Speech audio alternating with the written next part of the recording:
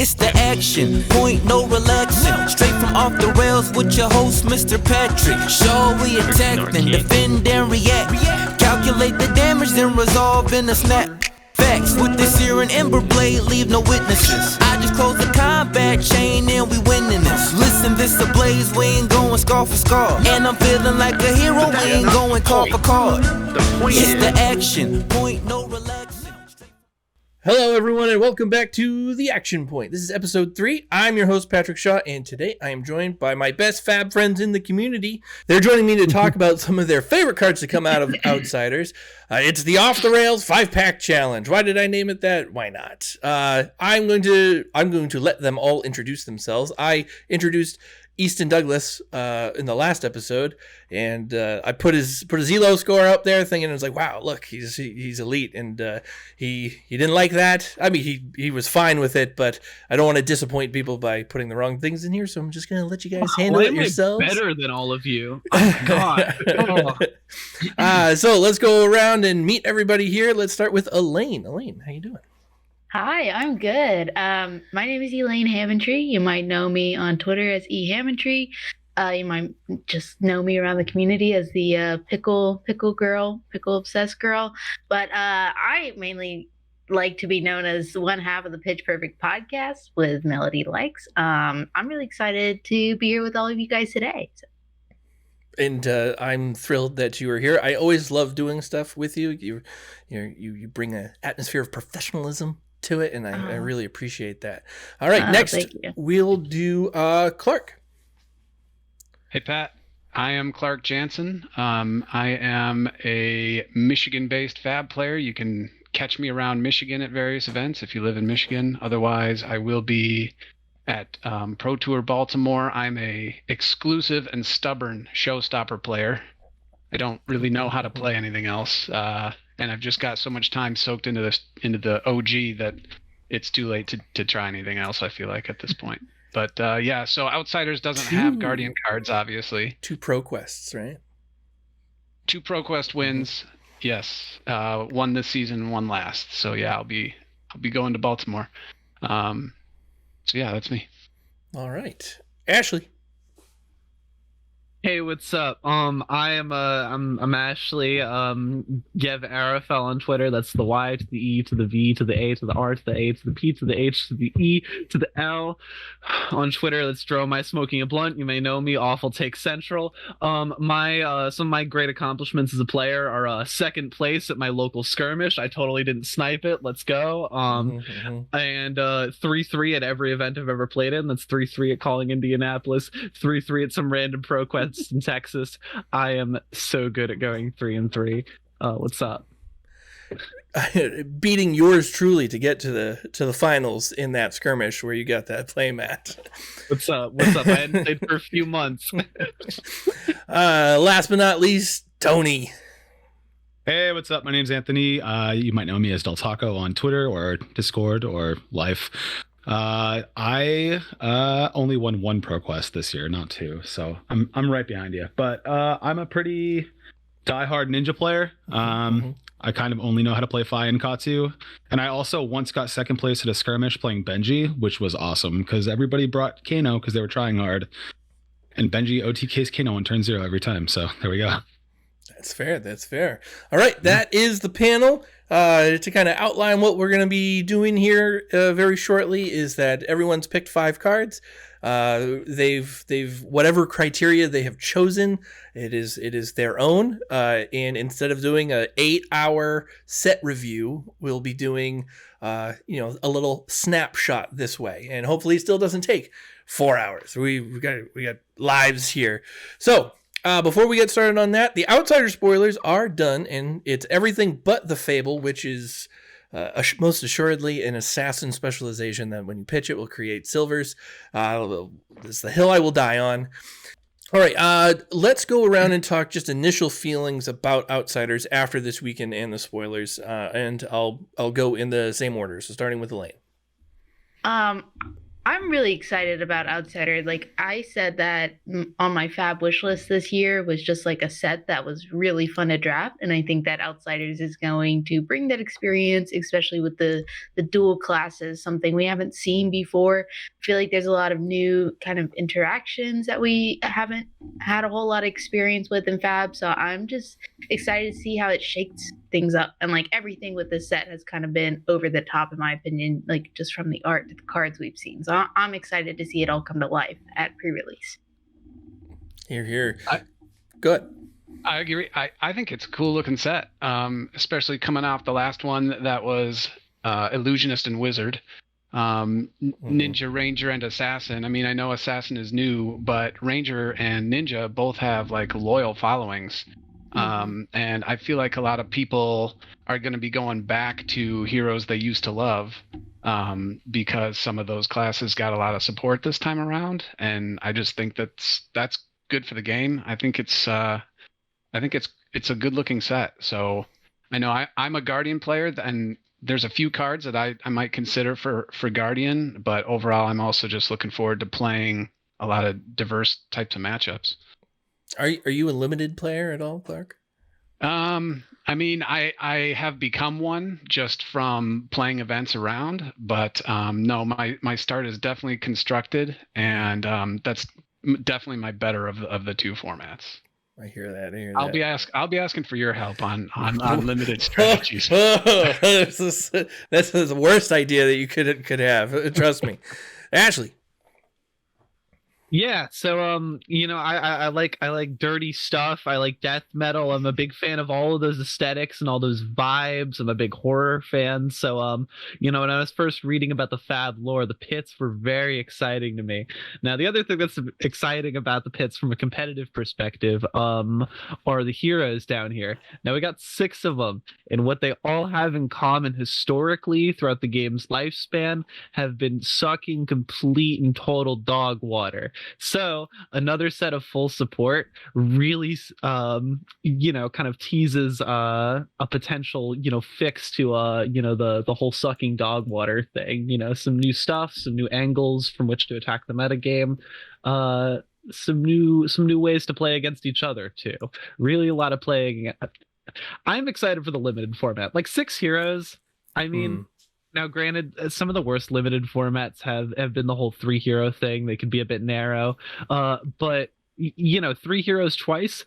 I mean, that could be twice the evil, or it could just cancel itself out, fix the whole problem. I don't know. I like new, weird, wacky stuff we've never seen before, and that's really the most exciting thing about Outsiders. There's a lot of really new, weird stuff. Awesome, Tony. Initial impressions so far. I'm really excited to dust off Katsu. It's been a while since I played him. That's kind of like my OG ride or die. I think more so, I'm really excited for the draft. Having 6 heroes, I can kind of see where they're going, and some of it kind of makes sense, right? So if you have Katsu, everybody's just going to draft as many good reds as they can with just enough blues to make it work. And then you have all that chaff that just gets thrown in the pile, like the yellows and blues. You give those to Benji, and now you have a functioning deck that actually works. I think that Azalea's needed help for a long time. Unless you're Levi, like you're not doing well with Azalea. And from what I have heard, I haven't tested it much, but from what I've heard, Azalea is pretty cracked right now. So we'll see how it goes. I'm kind of disappointed. I haven't played any Arachne, but from what I hear from people that are really trying to make that deck work, it seems like Arachne didn't get much, which kind of sucks, but we'll see how it works out. Usually the first impressions are wrong, so we'll see. Yeah, I think Arachne Huntsman definitely got shafted in this. Didn't get much to really show for it. And contract, not one. Not a single contract. Not even a little bit. The only thing entirely built around this one gimmick, not one card. I think the rumors might be true that Dynasty's Assassin class map was a showcase of a missed opportunity out of Arc, and that we likely won't see Arachne support moving forward in constructing, and that Azuri is likely where you'll see the most, the ongoing support going on. Yeah. Arachne Solitary Confinement. is Yeah. fire right now, though. I so actually good. think out of all like I'm not gonna tease too much, but like out of all the meta like heroes, that could have come out like in this set, I think Arachne Solitary Confinement might actually be one of the strongest. Just off of a pure. I think so too. I agree. I think like Blitz haters aside, like I'm sorry, I'm one of 5 Blitz defenders on Earth. I think I'm excited to play this. I'm one too. This messed up little dude. Arachne has the damage output and the on hits Mhm. I think it's gonna be and reaction speed things. like on my way to do 4 on hits and a 16 damage turn. Yeah. I great. definitely It's think pretty it's going to be especially draftable. I think I'd be targeting Arachne Solitary Confinement first, just because it's going to be. I think that's going to be like your actual red line aggro deck is going to be that Arachne build, and if you can get your, you'll share stealth, and if you can get the spikes, I think you're in a really solid spot. Well, the common red line stealth cards are all really good too. They have the plague token on hits, and there's like prowl and a lot of stuff that it works. It just works at like literally at common compared to some of the other cards. But we'll get into those other cards. All right. So I love set reviews, but hate putting them together. So I thought we'd narrow the scope just a bit and pick our top 5 cards from Outsiders for whatever criteria you wanted. So everyone's brought a little something to the table, so we're gonna get after it. I'll start with mine, and then we'll start circling around here. So my top 5 are cards that are visually unsettling to me. There is a lot of really dark art, and a few of them, like, I'm not usually a squeamish guy, but a few of these really just making me question my whole life here looking at them. So I'm gonna start things off by choosing Spreading Plague. Spreading Plague is a majestic assassin attack reaction that costs 1. Create X Blood Rot Pox tokens under the defending hero's control, where X is the number of defending cards. In this chain link, its applicability in constructed or limited is still a little up in the air, but man, that there's a corpse, there's bubbles popping everywhere. It looks like blood on her hands, like the heart is in the hands. But like if blood on her hands just was dirty, like got a staph infection and just let it go for a while, it's the more I look at it, just now it's just into my soul. So that is my first card, is going to be Spreading Flames, because ick. Let's go, Elaine. Okay. My cards were just cards that made me go, what? And I had to read them twice because I was like, what the hell what? My first one was Gore Belching, which is a generic majestic.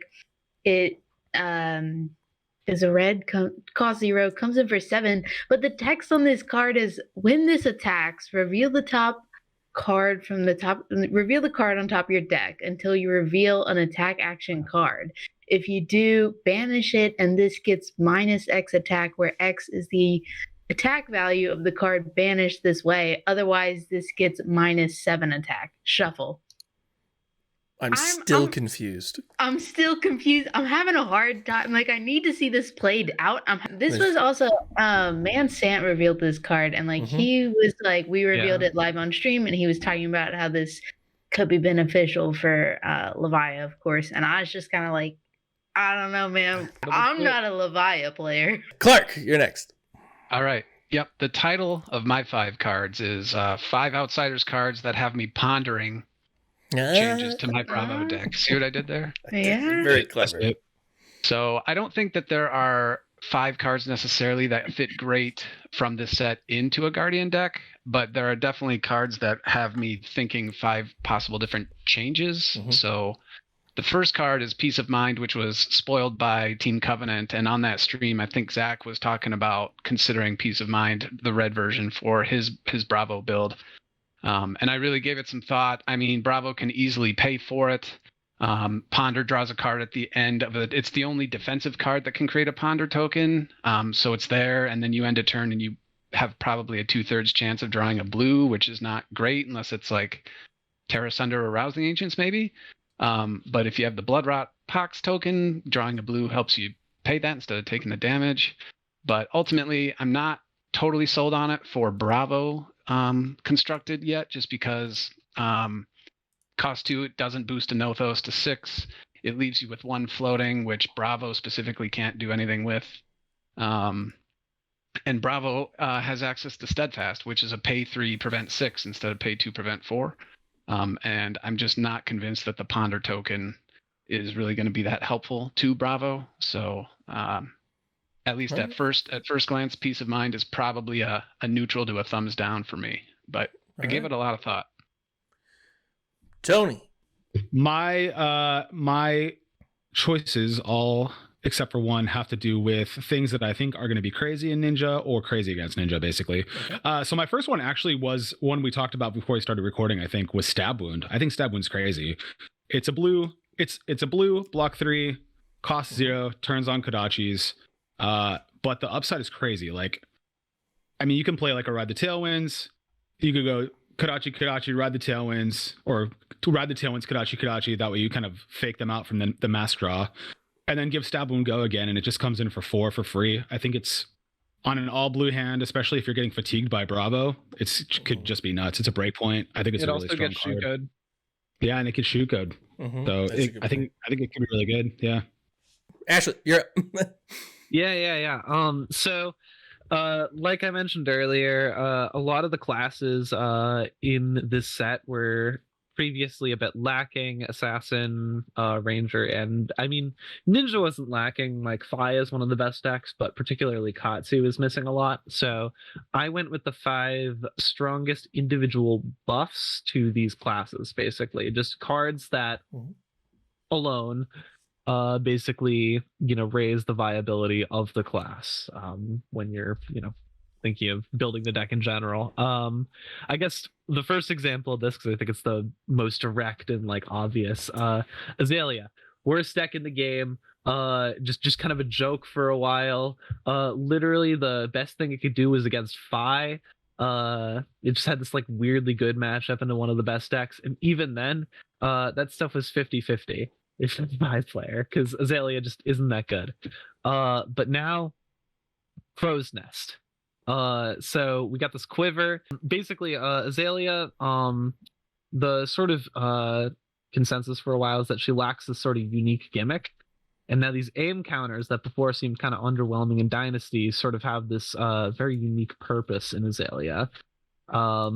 It's kind of like her thing now, I guess, and she has access to all these tools and stuff that other decks don't really have, with the ability to sort of consistently regain these aim counters. All right. Yeah. Excellent. All right, now that's our first 5 cards that we've taken a look at. So now we can have just a moment here. I don't know about Spreading Plague. Spreading Plague is I like Blood Pox in particular. I actually considered Spreading Plague for my list until I saw it on yours, because in the Solitary Confinement deck, I run 1 copy because obviously there's some matchups like aggro where it's like you can't depend on people blocking. But let's say I draw a Spreading Plague in my turn 0 hand, they're always going to block because they get to draw up. So I basically get to get to the end of the turn and say, okay, I'm going to give you this unavoidable damage anyway to deal with on your turn that you have to either stop and deal with or just take on turn 0, which is a lot of times you don't get to do that. Sure. Excellent. Plus, Arachne Huntsman can play Spreading Plague, right? I mean, yes.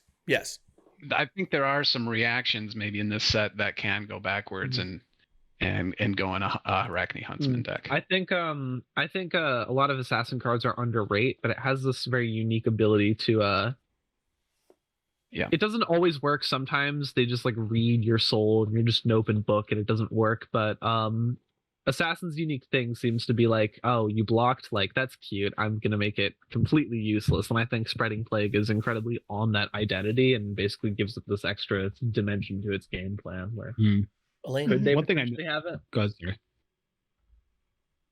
I think it'll be pretty good.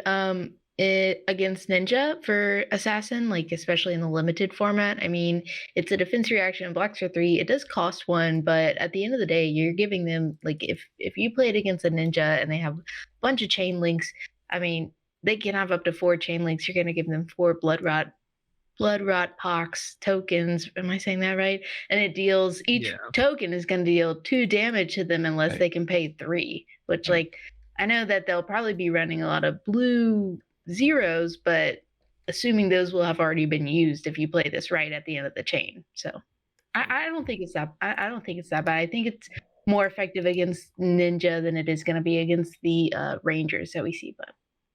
All right, let's go to our next round of cards. I am going to open up that with Pendulum Trap. Pendulum Trap has the illustration of a giant pendulum axe just murking some dude. He stepped on the wrong trap at the wrong time, and it nailed him. It nailed him so hard that I don't think what this card does is enough to warrant just exactly what is happening there. But there's like too much detail in the art. There's a lot of bones. There's a lot of sinew. There's this lunch from the other day. There's a lot going on there. I don't know why they did that, but it is there. They could have just done like the blade without the complete dismemberment. But it's almost kind of better that it's a little bit zoomed out, just a little bit zoomed out, so you can't see everything. You get the Ren and Stimpy effect, just the overly graphic. It'd be too bad. I think really what's going on is it's too blurry to really see what's going on. You know, I think your imagination kind of makes it a bit worse. You know? I wish the card was good. Like, I've never actually looked at this art before until you just now started talking about it. Because I mean, I saw it and I was just kind of like, oh, blue, pretty lights. Like, because it's very kind of like whimsical and blue at first glance. And now I'm really looking at it, I'm like, whoa. I mean, the idea of getting eviscerated by a giant pendulum is a little bit whimsical. Yeah, like that's if a word. I went out Sure. that way, I feel like that would be like a news headline somewhere. You know, I think of whimsy when I think of being just disemboweled like that. Elaine, let's go to. It doesn't happen every day. You know, it's a bit magical. Elaine. All right, so back to cards that made me go, wait, what? I need to read that again. We have Burdens of the Past. It is another generic majestic. It is blue. It costs 0. Blocks for 3, and the text is, until end of turn, target hero can't play defense reactions with the same name as a card in their graveyard. If there are 10 or more defense reaction cards in their graveyard, you draw a card and you go again. So this is generic action, right? You would play kind of like to start the turn. Mm-hmm. I think it's obviously it's hedging into like fatigue decks, which in my opinion, toxic anyway. But so at first I was just kind of like, that's not very good. And then I don't know, the more I read it, I'm like, it's blue block 3. Yeah, blue block 3. 10 or more defense reactions. That's a lot of defense reactions though. So this card is just for Riptide, right? Like that's the sideboard card against Riptide, we're guessing. Right, I would assume right because all his traps are defense reactions. How much is Fatigue Oldham running these days? I don't know. That was kind of my question when I saw it. I don't know if Fatigue Oldham is running more than 10. Like that's a lot. I hate that it says 10, but I wanted to run it like if it was like something more modest, like 5 or something like that. I wanted to run it in like the sideboard of 5 to switch out my this rounds on me's for the Oldham matchup or something like that. Sure. Like I think most Oldhams. Cool. I think most Oldhams are just running maybe sinks and fates, but probably just sinks, right? I don't. Yeah, right. I don't think a lot of people actually play the fatigue list that often. What happened? What happened to all the staunches? And what else? That's true. What else was in there? For sure, staunch. Right. Staunch response. Yeah. In my day, I also got rainbow turn timbers, but that was right another time. All right, Clark. Those were fun. So speaking of Oldham, my next card on the cards having me pondering changes to my Bravo deck is the one and only legendary arms equipment that is generic in the game now with the Vambrace of Determination, which is quite literally the exact opposite counter of Crown of Seeds. It prevents the prevention, basically. You can also block with it for 1, maybe at the end of the game, but at the reaction or at reaction speed, you're going to pay 1 to prevent the Crown of Seeds prevention. So this, I think, could very well end up in Bravo decks just because the on-hit thresholds for Terra Sunder and Crippling Crush into Oldhim are kind of easy. Terra Sunder definitely easy, for Oldhim to block out easily to avoid the discard 2 trigger, and this will just make it one damage over the top and make it a little bit easier for Bravo to land those big on-hit effects. So I think for Bravo specifically, it's a anti-Oldhim card. I don't know that it would see it play in any other matchups other than Oldhim, and I don't think Bravo would be the only hero using this to counter Oldhim either. But I know for Bravo specifically, it's definitely going to be in the mix. Ashley, for your next card. All right, next card. Let's go with Death Touch too, because I was talking about Ranger. So going into the set, one of the first things I said was Ranger needs more poppers against Illusionist, because Illusionist just sucks. It's terrible for Ranger. They basically could not win. And I have not tested that much, but finally there's another card there. There's something they can work with. Now, it has to be Arsenal from the Assassin perspective, but we also have another card that I'll get into that I think pairs very well with this card. But we'll get into that later. But I think really the important thing about Death Touch is they put 1 for 8 on a card. Guys, they put 1 for 8 on a card. You can pick a Bloodrot Pox token when it hits. That's 2 damage. They put 1 for 8 on a card, dude. That's crazy. Yeah. Okay, that's it. Yeah, I'm dropping the mic. Totally agree. Tony. So the next one I have is Premeditate, right? I'm super excited about this card. It's like worse Plunder Run, but Plunder Run was super OP anyways, so like maybe it's fine. I'll say I instantly was like, oh, fi, dude. Yeah, 100%. Or like anything aggro, like New Chain. Something's gonna hit that turn. Something's gonna hit. Something's gonna hit. So I'm really excited about this card. This is a card that I think that actually ninjas and aggro decks that are just strictly aggro, like Briar without the combo on the table, or Fi, probably have a really tough time when this new set comes out. So something to help them kind of reset and get over the top and just find value. I think this card is going to be not nuts, but good. And I think that good is good enough. Especially since Ninja didn't really get anything in the last set, and a lot of this set is aimed towards Katsu. I never played Katsu when everybody was freaking out about Plunder Run. I wasn't playing the game yet, but from what I understand, it was basically insane. So I think having something that's 75% of the way there is probably good enough. So I'm pretty excited to see how this card plays.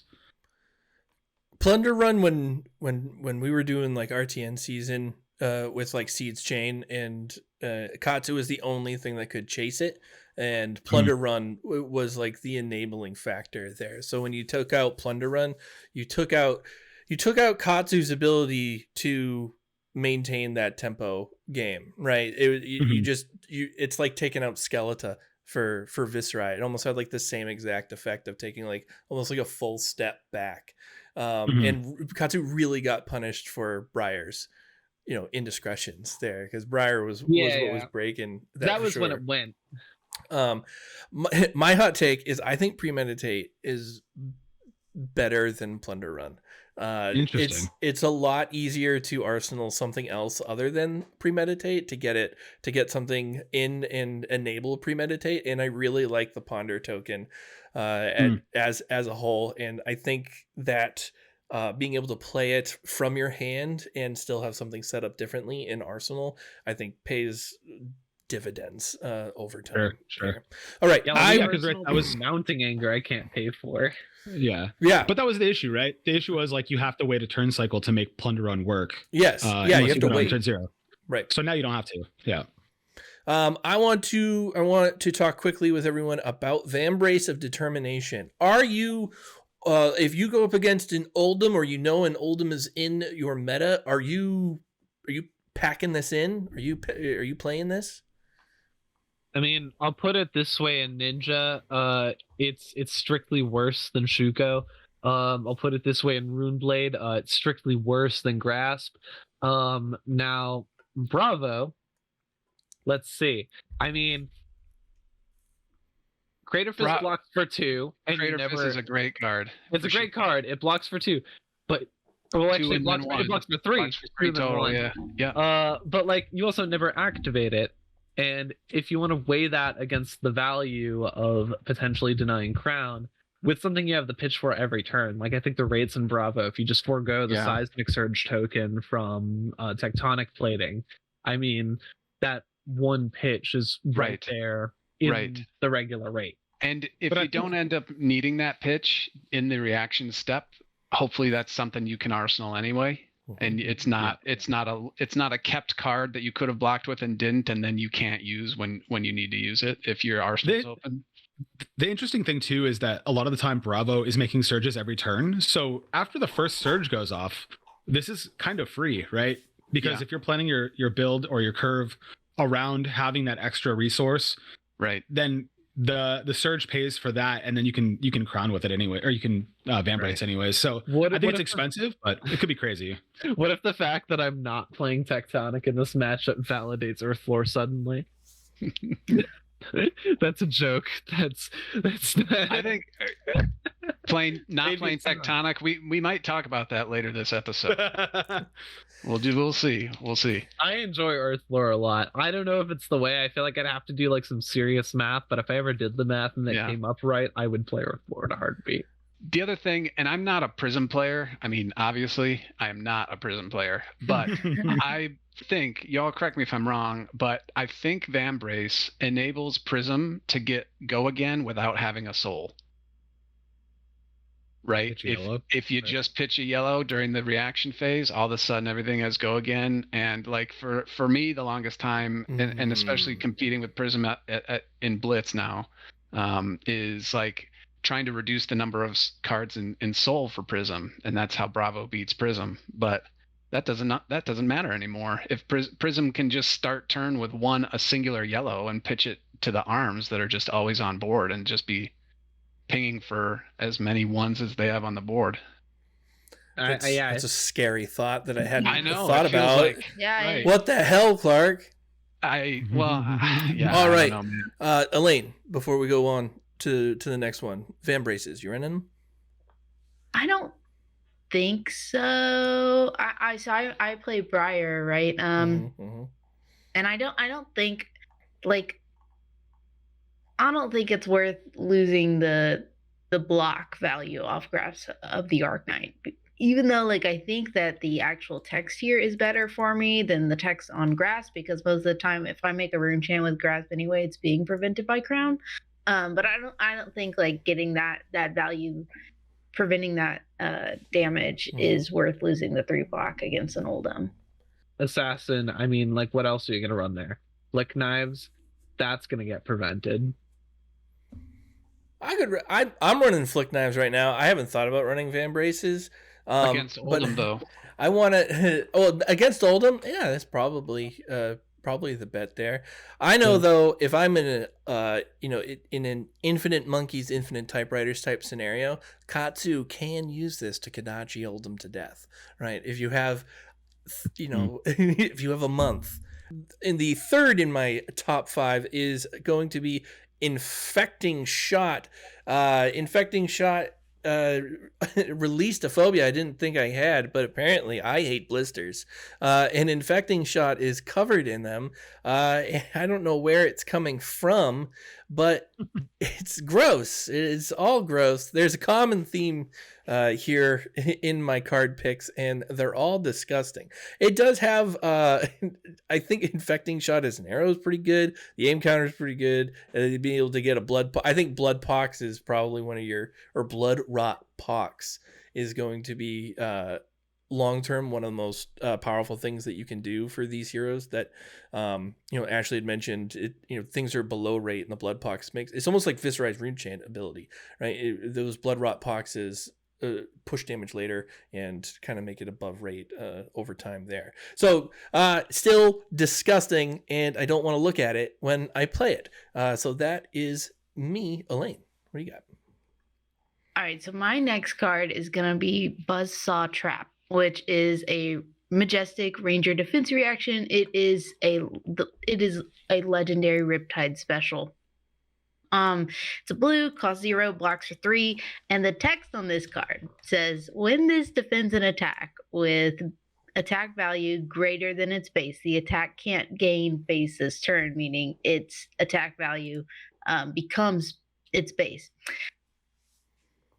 Well, hold on, I need to read that card again moment happened this past Monday. I was at an armory. Someone proxied Riptide. I'm on Briar, and I have a Channel Mount Heroic Fawn Snatch.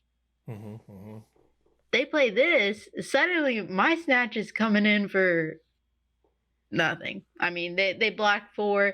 I don't get to draw any cards. They're like, I was like, hold on, I gotta look this card up, because they had just like the little proxy out that they had handwritten, and I was like, I don't think that's what it does. It can't work that way, right? It costs 0. No, it works that way. And that hurt my soul as a Briar player. I mean, that's insane value that they just got off the 0 attack. Yeah. I mean, the 0 defense reaction. So that was my, hold on, let me read this card again moment this week. All right. Clark. My third one that I'm considering for Bravo is Wreck Havoc. It's the mini CNC. And the reason for that is just because a lot of the sideboard plans that heroes have when they see Bravo get turned up is to put some more defense reactions in, and Wreck Havoc for defense reactions or against defense reactions is just another CNC. So how do people feel about 6 CNCs in a CC deck, or 4 CNCs in a Blitz deck, or maybe 6 CNCs and 6 pummels and a tunic in a Bravo build? Should we go there? So Wreck Havoc. Disgusting. Yeah, I don't. I've ran 6 pummels. It can at times be too many. Yeah, for sure. But it's funny, and I feel like in this build, when it works, might not be too much actually. Right. Yeah. This one for me on Fi, like the only time I'm ever putting anything in the arsenal is if it's a D-react, because I know that anytime I put anything in the arsenal, Bravo just like does little magic fingers at the top of their deck, and even though they didn't pitch stack them yet because it's still first cycle, there's a red CNC in a pummel, and Tunic happens to be on 3. Yeah. So having this card against the one time I put an arsenal card, and knowing that it's probably the sync below, it seems pretty crazy. Yeah. Bravo does seem like he has magic fingers. Ashley, your next card. Jumping over to the one that I think combos really well with the last card, Death Touch. Codex of Frailty. I think this is the best codex. Why? You could pick any card from your graveyard. You can tutor for anything. For instance, I'm playing this card a lot in my Arachne Solitary and Confinement build, where early game I'll draw my Death Touches. They can only be played from Arsenal. I'll block with them, send them to graveyard, and then later on I'll just like block down to like enough cards to like Codex of Frailty, bring Death Touch back, and then do some shenanigans with it. Again, 1 for 8 on a card. I can just tutor that into my graveyard, into my arsenal, and smack you with it. And that's just one of the things I can do with it. I can put anything there. That's so good. Also, the value of the Frailty token, good the mirror, good against Ninja, probably good against Guardian, honestly. Some matchups where it's not that good. Warrior, it's good. But I mean, it's the worst token, but also like you could pick any card. That's so good. That is good. Tony. All right, next one up. We have probably the weirdest art for a ninja card in this set, but Head Leads the Tails. I think Head Leads the Tails is going to be insane. And I don't think it's going to be insane for the reason that people think it's going to be insane. I think that people, when they saw this card... Hot take alert. I'll read it for you. When this attacks, name another card. Attack action cards with the same name have +1. So I think the reason that this card is insane is not because of the cat plan. And I think that's why everybody thought it would be nuts, is for the cats. I think the reason this card is insane is because of big combo turns where you can say like, I'm playing 900 wins, and now I'm playing another one, and they all get a buff. So you can go like pocket 100 wins the turn before, and then start the turn with heads, leads, to the tails, and then it hits, or you make it hit. You name 100 wins. You probably pop links and get another 100 wins, and you have 100 wins in your arsenal, and then you tutor for 100 wins with Katsu, and now you've gotten 0 for 7, which is nuts, right? And then if you have a tunic counter up and an Art of War, like, you probably just win the game. So I think heads, leads, to tails is probably going to be really good, but only situationally. But I think that's probably the best use case. You can probably try to run it with the cats too, but I've never been a huge fan of the cats. I know Pat likes the cats. Whoa. Hey, whoa. Don't like the cats? Don't start accusing me of liking Katsu. No. Okay. No. I am. It's funny. I am. Yeah. Crouching Tiger Katsu for me is a meme. I think it's funny that there are some people around here that have been running 6 Surging Strikes their entire Katsu lives that are going to have the upper hand here in the next constructed format, when you have to run basically 9 of them to get your money's worth here. But I'm not running 900 wins either. I'll tell you that. It's really committing to the bit. It's almost as memeish as the cats. You're running all 9. Oh man, always. That's always. You know what I think?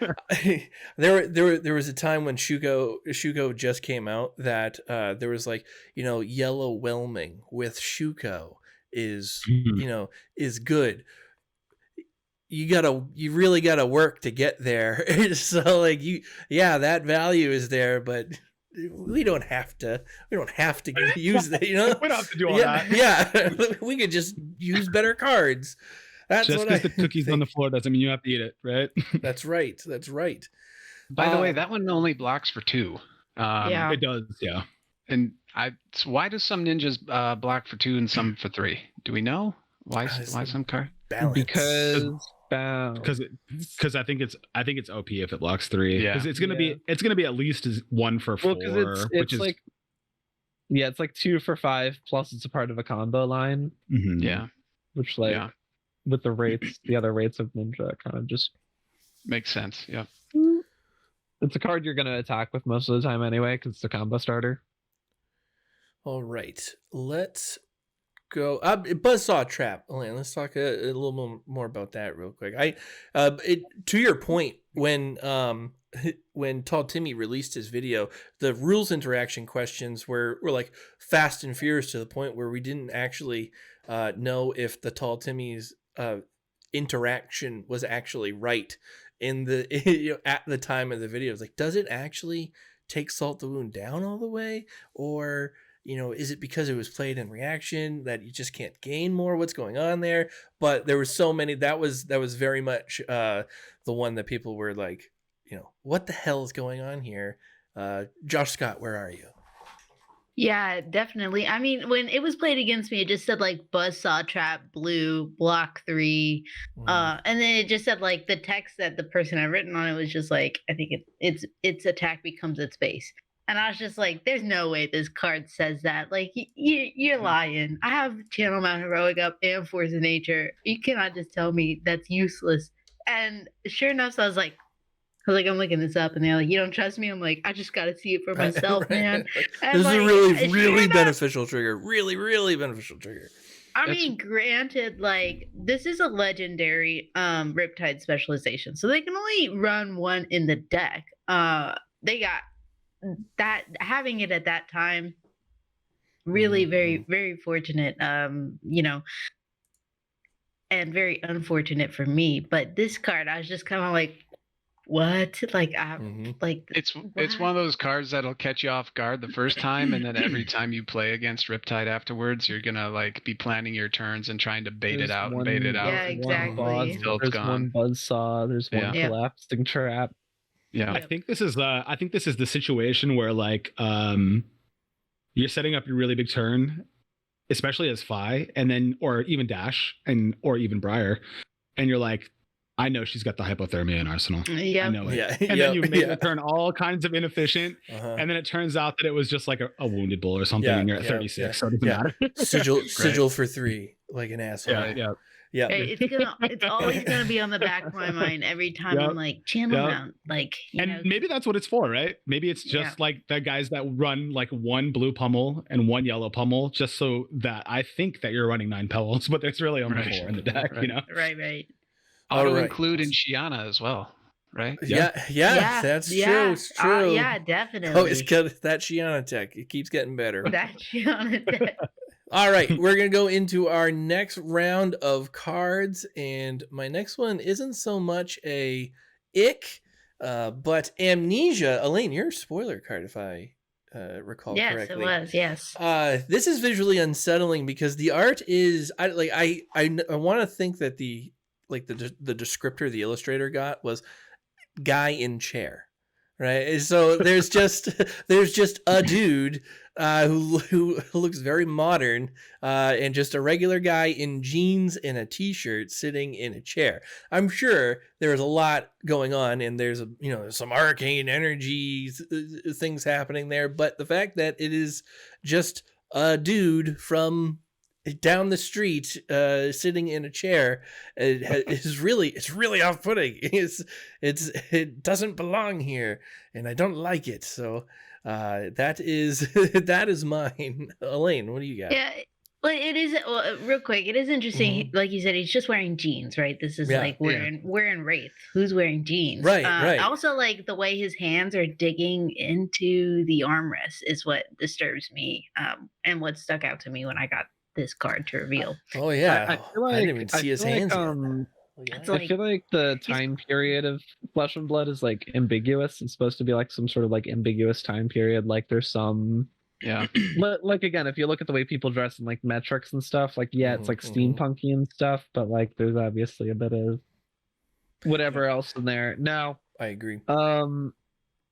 This is also one of my favorite arts I've just ever seen in the game, just because of like I felt like I saw the art and I kind of knew what the card would be named before I saw it was called Amnesia, because it's like, okay, this is just extremely evocative, which I think is what really plays into the horror of it, is because you can really tell what's going on and being like, damn, I would not like to live an entire life as a grizzled warrior and then just forget all of it. That would just kind of like, that would suck dog water, you know?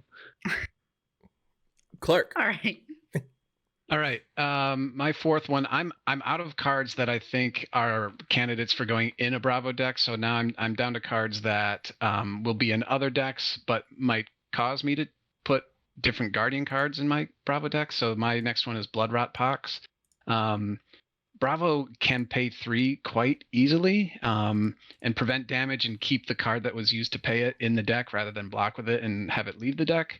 But I think there's going to be a lot more players playing heroes that have on-hit effects than there have been in the past. So because of that, I'm thinking Stamp Authority. And Stamp Authority was sort of already on the fringe of my 80, and it might be a one of. So, start the game, make a seismic place stamp, arsenal a threat, draw 5 cards. You've opened up the game with a 6-card hand, and you don't have to defend any on-hit threats.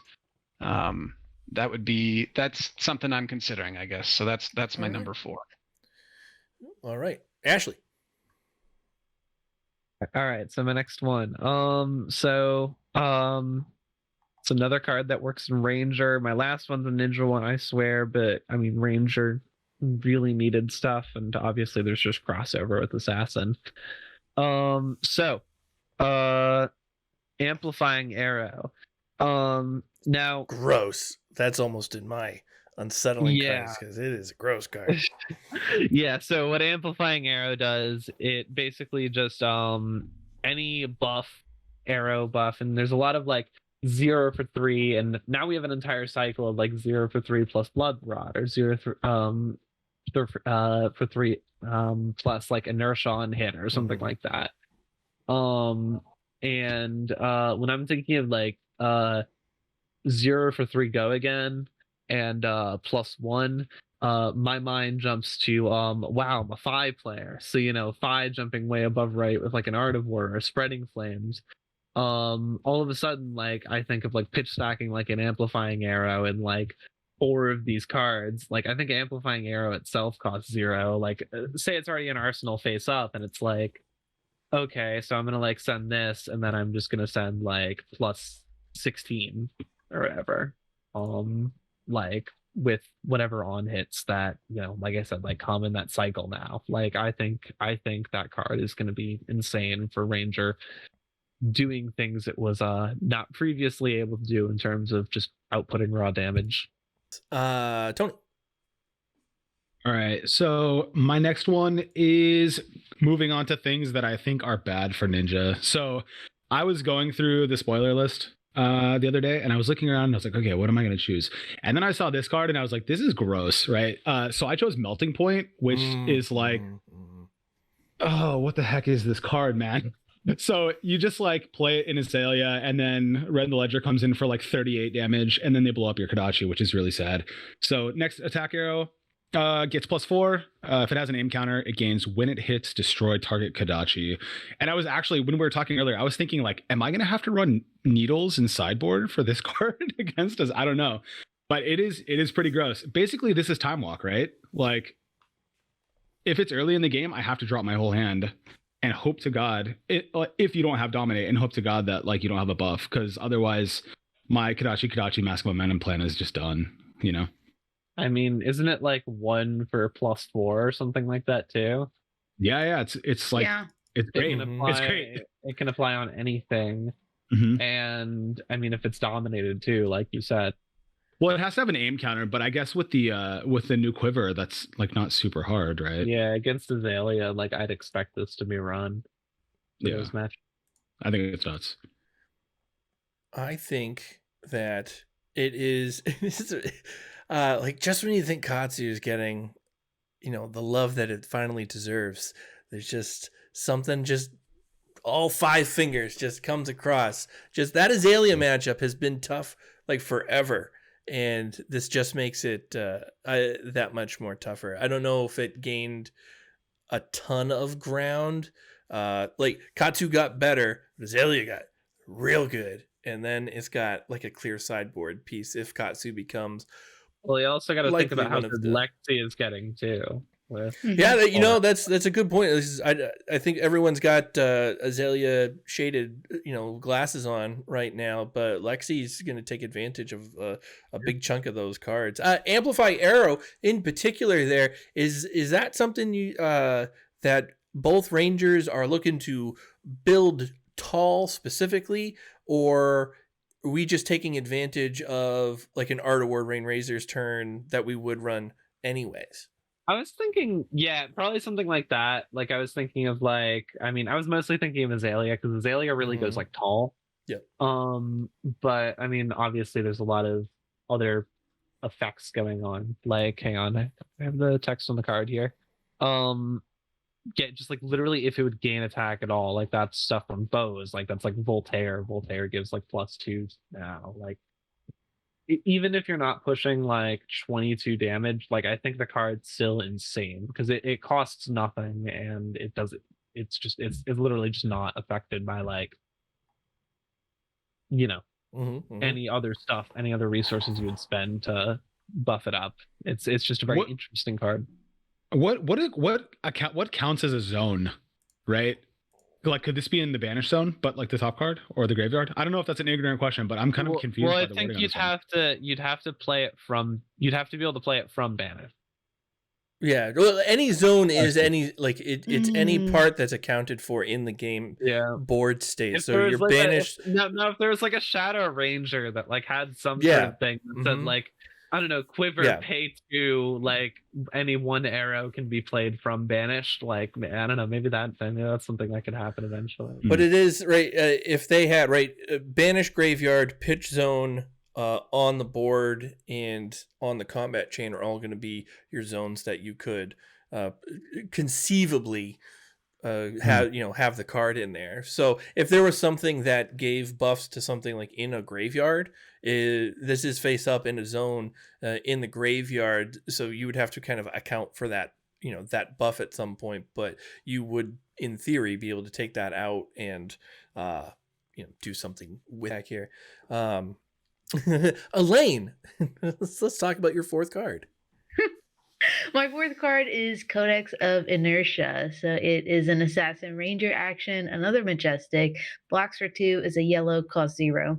And it says each hero puts the top card of their deck face down into their arsenal. And each hero that does that discards a card.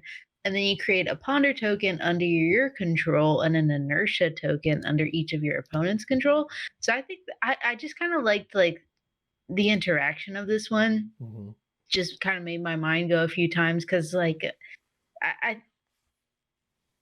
it kind of replaces your card, right, by giving you the Ponder token. It takes a card from your opponent's hand, and then it also, but it in a weird way, it doesn't disadvantage them that much because it lets them like cycle through their entire hand. If it's a bad hand, they might not mind that, and it also gives them an arsenal.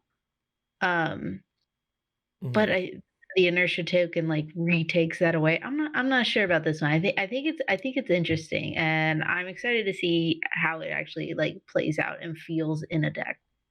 I think all the codexes are interesting. I think there's a very I like how they did the cycle. So I think it was very clear up front that like Blood Rot tokens were the most immediately effective.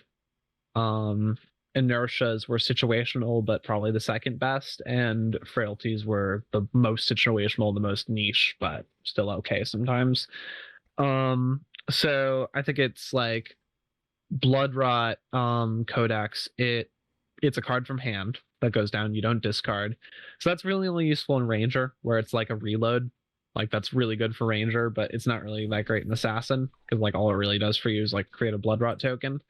But then you have Codex of Inertia, which much better token, and it replaces a card. It's like, oh, I get to cycle a card. I get to put one away, take one off the top of my deck, and throw it right into my arsenal and use it from there. And then Frailty, obviously, worst token, but you get to tutor any card from your graveyard. So that's sort of the trade-off of running any one of the codexes. I think they're all super interesting. Codex of Inertia specifically has the potential to be backbreaking against Bravo. It's a great thing to block down to, like when you're dealing with an on-hit. Yeah, I mean, if you can put like a blue buckling blow in Bravo's arsenal, occupy the arsenal, and make him discard. Yeah. It's just going to consume the arsenal. I'm going to top deck your Pulverize, and it's just going to sit in there. Yeah, I mean, unless there's like a... The crown of Providence. Unless there's a Crown of Providence in play, like that's just going to block up the arsenal. And then, yeah, I mean, thankfully there's an Inertia token at the end of the journey there where the arsenal can get cleared out. But yeah, the wrong card in Bravo's arsenal is just bad. All right. Speaking of the codexes, going into our last selections of cards, mine was actually Amnesia. I listed number 5 and just went right to that. But my number 4 on my list was Codex of Blood Rot, which we just talked about the tokens itself. But it's there because if you look at the illustration, the book is made of people. It is a face. It is several faces assembled together. In a really frigged up way. There is a mouth that is stitched closed, a nose, and then an ear not where an ear should be. It's a cool piece of art. I'm questioning heavily what the tail used as the bookmark is at this point as well. They may have found a tapeworm of some sort from this victim here. All right, we're going to go to Elaine for her last card. My last card is Infectious Host, which is a generic attack. It's a rare, cost 0, blocks for 2, comes in for 4. it reads, when this attacks a hero, if you control for a frailty token, create a frailty token under their control, and then you repeat this process for both inertia and blood rot pox. So I mean, if there's no tokens in play, this is just a 0 that comes in for 4. It's not that bad. It does only block for 2, but I think this is really interesting. Could be really good depending on what the game state is to like give your if you're kind of swamped with tokens, you can give them right back to your opponent. I think this card's going to be a beast in limited. Yeah, I think so in the limited format. This is going to be pretty good. I'd take it. It's a generic. So I think if it comes around to me and I'm in like solitary confinement, I would absolutely take it because I can play a little bit aggressively with my my stealth head jabs, and then I could be like, okay, infectious host, I'm gonna hit you for 4 and I'm gonna give you a token back. It's good stuff. Clark. All right, my last one is collectively all the 0 for 3 attack action cards. I said 1. You had to do 1. You did. Collectively. Well, the result that it has is 1, which is there's 21 0 for 3 attack action cards in Outsiders, and if those heroes become a decent meta share, I think Crush the Weak is the Guardian card that you're going to start seeing more of, which is a 3 for 7, and on hit for 4 or more, opponents cannot play attack action cards with 3 or less base power. So yeah, depending on how the meta shakes out, I could see Crush the Weak coming back, and it's already in some Bravo decks. Some people do like it already. Excellent. Let's Ashley, let's get your card. Okay, so my last card. So this is my ninja card that I think is going to buff them. So Katsu, so there's been a couple ways I've thought about like sort of making that combo gimmick way better, meaning to string together really extremely specific cards. Now, one of those is pitch stacking, but that's kind of silly because Katsu has this really amazing ability where he can just shuffle his deck all the freaking time and like toss cards away and do the whole tutoring thing. So the other direction was more tutoring. And now Katsu has Bonds of Ancestry. And I think Bonds of Ancestry is just like, it's a part of a couple combo lines, or it can be. And I think like for completing, I think 2 of Katsu's best lines, which are I think like the Lord of the Wind line with Mugenshi release and stuff. And also the new line with Dishonor. Having basically a second point on the chain with which to tutor is just insane. Like, and I think like the fact that it can come in as like 0 for 4, like a lot of the time 0 for 4 go again, is completely ridiculous. I think it's gonna be such a good card. I think it's gonna basically just give them this like very needed push towards having that versatility, I guess. Mm-hmm, mm-hmm. All right, and to send us home on the card picks, Tony. All right, so most of mine were like things I want to play in Ninja 101. The last one is just a card that I thought was insane. Just insane. It's Infiltrate. Like, this card is nuts, right? Because it's just like, the ability, if it hits, is also just crazy. But like, I don't think it's as good because of the hit effect. I think it's as good as it is because like, it's a mind screw. Like, is he going to swap it out? Are they going to buff this? Am I going to block for 6 and then get some kind of attack reaction that makes me block for 0? Like, there's so many ways that this can play out. It's such a versatile card, and it blocks for 3. I just thought this card was insane, so I wanted to throw it in my list, but it doesn't really have much to do with ninjas. I'll say it also almost made my list, because I think out of all I wanted to include like some sort of assassin stealth cards, because I do think the stealth cards are really good and have really solid on hits. You have ability to play them with like Razor's Edge and all the new Spike with whatever. I think the Spike cards are great. I mean, Spike with Blood Rod is potentially 1 for 5. That's ridiculous. They put 1 for 5 on a card. Like, the rates in the set are really cool, I think, for classes that didn't have that before. But yeah.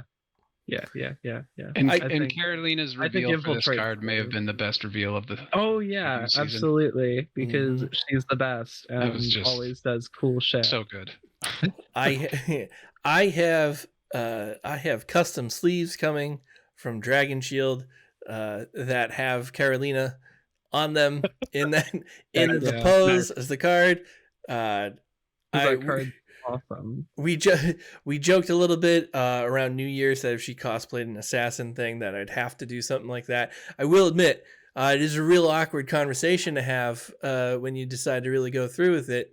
I did get her permission.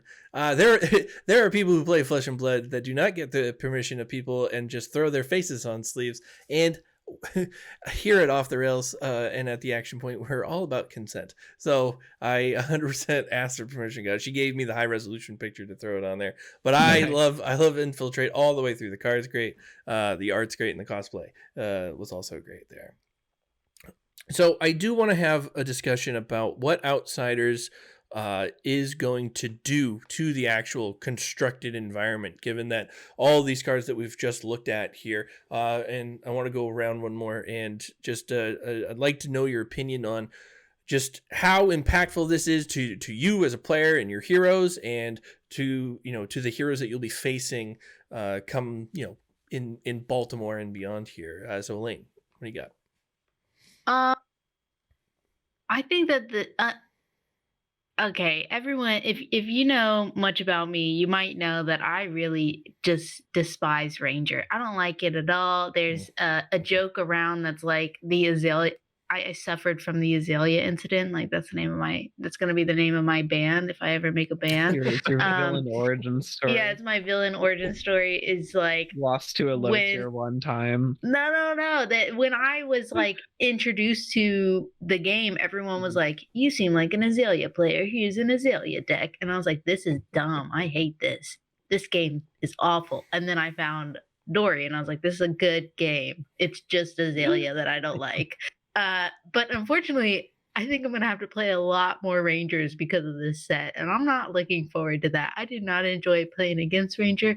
I don't enjoy playing Ranger. Maybe this set will change my mind. Maybe, because it does have me looking at some Ranger deck lists. But I think we're going to see a lot more Ranger in the meta, which is something everyone will have to like really adjust for and figure out ways to tech against, because it's not something we've really had to do before. So that's fair. Clark? For me, I think they're just giving us more ways to play this game. I'm just consistently impressed with how they design heroes that feel different.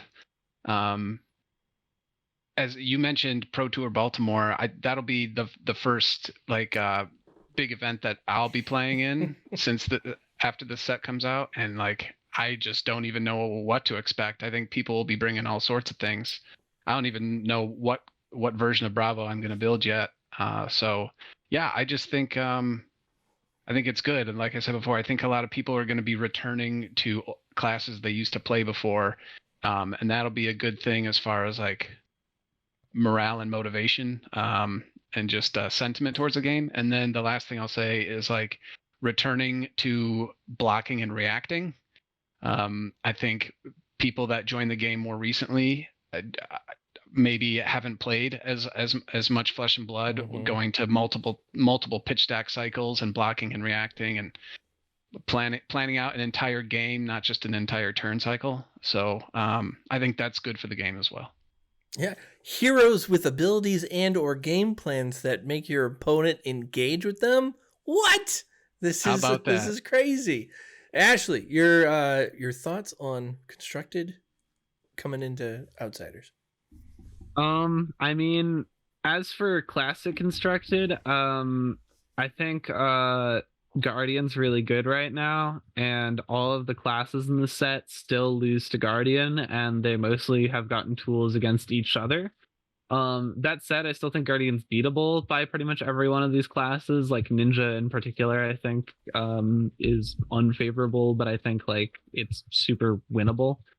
That said, I think that all the classes that struggled into Guardian did get tools that help them into those troublesome matchups, so we're going to, I guess, undoubtedly see more of them. This means if you're bringing an aggro deck, you're going to have to deal with disruptive things like Ranger, and pretty much everything's going to be, I guess, diluted a lot more. I think this set, like with all the disruptive effects, is going to slow the game down, I think, tremendously. And I think that's really good. I think that's fun if you're like a really good player and you understand how to like play the second cycle. And I think those games can be really fun and skill intensive because, you know, you can get to game states where like both players know what's coming and it's insane. Absolutely. Tony, what you got? I'm in the same boat as Elaine, man. I really, really don't like playing Ranger. I don't like playing against it. I don't like playing it. That being said, when I started to learn about the, the rumors, I definitely bought a cross wrap or two. So I'm prepared to go to the dark side if I must, but I don't want to. I think as Clark was saying, Clark is a Bravo like main, right? I'm a Ninja main. Oh, yeah. I'm probably gonna play Fire Katsu. You're probably gonna play Bravo, but I don't know if that works for PT. Like we might just scrub out, like, because who knows what the meta is gonna look like, you know? So I'm okay with that, by the way. I'm fine with it too. Like, I'm just there to have fun and see people that I like, you know? But Yeah. I think that there's a lot up in the air. I think that in a lot of my local Discords, everybody has it figured out already, and I don't think that any of them know what they're talking about. Including myself. So I think we're gonna have to wait and see how it plays. I really was hopeful for Riptide, but from what I'm understanding, Riptide's not great. But again, like, it's been, negative 2 weeks, so nobody knows what's going on. But I think that you're gonna continue to see. I think the end result of this is probably that Lexi just gets insane. Like, I think that's probably what happens. I think Katsu's probably gonna get better. I think that Azalea probably gets better, but I think that Lexi just gets even more gross than she's already become. And if anything that we've seen in the last month or two during PQ season, like, you've seen Lexi go from like this niche hero, and then like my friend Chris won or almost won a big tournament with it, and then it got bigger. And then my friend Evan won 2 PQs with it, and then it got bigger. And then I keep seeing results come in with Lexi, and people are like catching on, which is pretty evident by the $300 price tag on New Horizons right now. But I think that Lexi just becomes cracked. That's where I really see this going. But I think that there's a lot of cool stuff that's coming, and just having new fun things to do is going to be awesome. So yeah, that's where I'm at. I like the idea that if Azalea rises, that Icelander might drop a little bit here, and I think less ice is probably better for everybody. But that's just that's a me thing. I'm having like hypothermia. Like, I'm probably going to be, out of all the new things there, like, my heart is with Assassin, but I am like, I've had 9 waves 6 surging Katsu sleeved for the last year, so bring it on. But I'm super pumped that it might actually have a shot again here to be at least an A tier hero. I had a thought, I lost it. I think, oh man, it was really Two provocative. coming back. It was a provocative. My opinion on Outsiders is I'm a lesbian, and the set has a lot of pretty girls on the cards, and I like that. Oh, that reminds me. That's where I was. That's my 10 out of 10 review on Outsiders. So people, so when has nothing to do with it. I got it just as she was saying that. I almost put Widowmaker on my list for that reason. I don't think the card's great, but the to Tony's point, the highly competitive, like, Discords, right, have almost, it feels like they've already kind of dismissed Outsiders heroes there. And I've said this on another podcast or two, but I don't know how to block Azari. I'm just gonna know, dude. Right, and that's the thing. Well, I don't think these heroes are figured out, right? And Tony, you mentioned that the consensus is that Riptide is not great, and what I think is really happening, it's unsolved. That ability, you play a card from hand, put a card in arsenal, has so much value just built into that it's really the first text box. It's not the second one. The second one basically doesn't matter. Well, I think that's what people are starting to figure out now, is that you can't run 60 traps and win a game.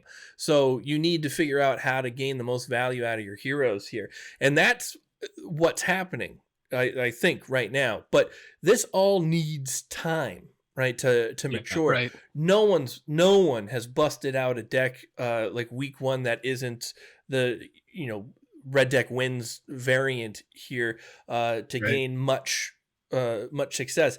All these successful decks over except for Arachne, skirmish, living legend, one season.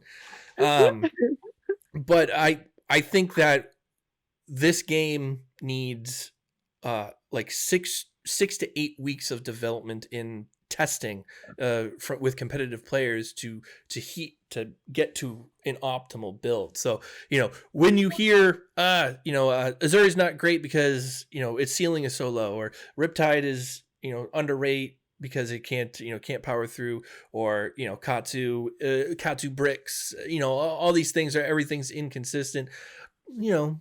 Let's talk about that just before Pro Tour, when people have had the time to digest here. All right. Pro Tour is going to be interesting, and the calling that is there at this during the same weekend will also be, I think, really interesting. I think the mix of heroes in the calling will be even wider than the mix of heroes in the Pro Tour. After I scrub out day one of the Pro Tour, I'll definitely be playing in the calling, so it'll be fun. I'm ready for it. I'll probably be right there with you. I've been like really fiending to get to another big event. So as soon as Baltimore was announced, I got the dates, and without thinking, I was like, all right, 27th through the 30th. I talked to my wife, and I was like, book me a flight. And I heard the packages are going, but as long as I'll be able to pay for the calling, I'll be Gucci. So like, I did get the gold. I'll be at the dinner that I shouldn't belong to because I didn't qualify for anything. But I'm gonna buy my way into the dinner. Couldn't buy my way into a pizza. Too expensive. The dinner's. I thought the dinner would not be that fun when I went to Worlds, and the Worlds dinner was. The dinner was a good time. Mixed reviews. Great. Mixed reviews. New Jersey dinner was great. Yeah. Yeah. I did. It'll be blurry now. So I mean, if that's my feedback. Who's going to Baltimore? Is everyone going to Baltimore? Is anyone not going to Baltimore? Elaine, yeah. Still on the fence. I'm on the fence. Ashley's still on the fence as well. I can drive there, but I mean, I'm on the fence. I'm flying there. I to conclude my little tale, I will be there. I think at 8:30 Thursday morning for no reason other than I just booked the flight as soon as I could for the 27th through the 30th. I'm leaving. Well, honestly, leaving when you go the to a first. big event, you want to go on the Thursday to hang out with people. Well, that opens up a whole other can of worms. By the time you get to like Friday or Saturday, if you're 2 days hungover, what the hell, people? What the hell? You're there to compete. To focus. Yeah. It's a business trip. Look at it like that. I played in the World's calling hungover and it didn't go well. You know what? Hangovers are batting 1,000 for taking people out of the callings. But, I'd say. If you want a good strategy for the calling, find your opponents, get them drunk the night before.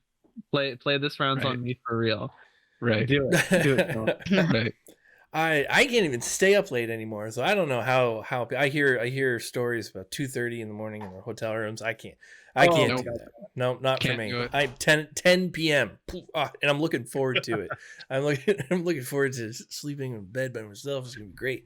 All right, and we're gonna wrap it up. We did it, everyone. Thank you for doing this, going on this journey with me, and I appreciate each and every one of you.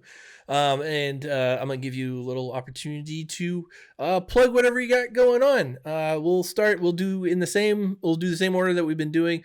Elaine, plug your stuff. Where can we find you? Give us all the details. So my name is Elaine Hamontree. I'm on Twitter at ehamontree. Like, it's just ham on tree, like as if you'd say bacon on bush, pork on shrubbery. It's ehamontree. You can also find me on YouTube on the Pitch Perfect podcast. And I didn't mention it in the beginning, but I also do cosplay. That's kind of also, a lot of people know me from that. So if you do see me at a big event, I am always in cosplay. So come find me, say hi. But yeah, this was fun. Thanks so much. Thanks for coming on. I appreciate it. Clark. Yep, I'm Clark J _Fab on Discord and on Twitter. And yeah, find me there if you ever want to talk Bravo strategies. And then I will also be in Baltimore. So see you there. Excellent. Ashley. Yeah. I got nothing going on except tweeting about being gay and also playing Fab to my ravenous mob of Twitter followers. My adoring fans, the wonderful public. You can find me at Yev Araphel. That's YEVARAPHEL on twitter.com. And I play the Draconic Heroes and Bravo pretty much. Those are my wheelhouse. Also Assassin now. I love Assassin. I'm probably gonna try to solve the Azuri puzzle at some point. I'm liking a few things. Excellent. Tony. Yeah, so you can find me on Discord, Del Taco. You can find me on Talishar Losing Games, Del Taco, or on Twitter of the Taco, where I have a bunch of bad takes. Mostly I'm complaining, but I'm actually a pretty nice person. So if you see me at Baltimore, come say hi. Give you a high five, and we'll talk baseball. It'll be good. Yes, thanks for having me on, Patrick. Appreciate it. Thank you all for coming on. All right, you are watching / listening to The Action Point. The Action Point theme was written, produced, and performed by Griff. The podcast audio stream is available on Spotify and Apple Podcasts, and soon to be more. You can find me on YouTube at Off the Rails TCG. Be sure to head over there, like, subscribe, and click the bell notification to see more content coming out all the time. You can find the channel on Twitter also at Off the Rails TCG, and you can find my personal account at Pat Smashgood on everything else. And that is going to do it for the Action Point today. I still haven't come up with a clever way to close these things yet. It's new life, new everything. You gotta get that going. Subscribe here. to Pat. Subscribe to Pat. To Pat. Support the new life. Yes, let's get my numbers up. Good job, Pat. Thank you very much. Just do the 12-year-old YouTube close where you just smack the computer and then Oh man, I can't because that's like Louis' thing too. So I can't. It's like everyone's saying that. All right, well that's gonna do it for us. That is it. It's the Action Point, no relaxing. Straight from Off the Rails with your host, Mr. Patrick. Show we attack, then defend and react. Calculate the damage, then resolve in a snap. Facts with this here and Ember Blade, leave no witnesses. I just close the combat chain and we winning this. Listen, this a blaze, we ain't going scar for scar. And I'm feeling like a hero, we ain't going call for card. It's the Action Point, no relax.